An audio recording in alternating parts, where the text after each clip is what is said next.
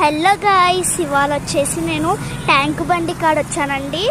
Tank బండి ఇదిగోండి, NTR gardens ఎదురుగా ఉంటుందండి. ఇదిగోండి, ఈవినింగ్ వచ్చాము. అంతా నక్లెస్ కాలనీ అండి. అదంతా అక్కడ మీకు కనిపిస్తుందా బుద్ధుడు, అదే అండి.